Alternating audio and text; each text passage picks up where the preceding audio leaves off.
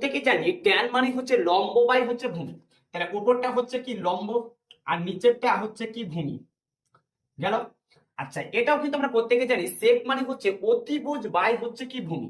তাহলে অতিভুজ বাই হচ্ছে কি ভূমি, যেহেতু স্কোয়ার আছে তাহলে দুজনের মাথায় স্কোয়ার বসবে গেল।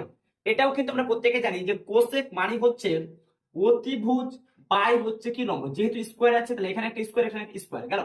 আচ্ছা, এটা কিন্তু একটা বাই আকারে আছে, তার জন্য এটাকে আমি সরাসরি গুণ আকারে করবো। যদি আমি গুণ আকারে করি তাহলে কি পাবো, যেটা আমি পাবো সেটা হচ্ছে কি অতিভুজ স্কোয়ার বাই হচ্ছে কি ভূমি স্কোয়ার। আর এই বাইটাকে গুণ করার কারণে লম্বটা সরাসরি চলে যাবে হচ্ছে কি ওপরে, তার মানে স্কোয়ার, আর এটা চলে আসবে হচ্ছে কি নিচে। তাহলে হয়ে গেল অতিভুজ স্কোয়ার। তাহলে অতিভুজ স্কোয়ার কেটে গেল। তাহলে ওপরে কি পড়ে থাকলো, যেটা হচ্ছে কি লম্ব পড়ে থাকলো। এখন লম্বর মানটা কত, 2। তাহলে আমি এখানে 2 বসাতে পারি, যেহেতু স্কোয়ার আছে স্কোয়ার।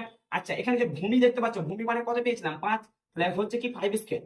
2 যদি বর্গ করি তাহলে আমি কত পাবো 4, আর 5 যদি বর্গ করি হচ্ছে কত 25। তাহলে এটাই হচ্ছে আমার কি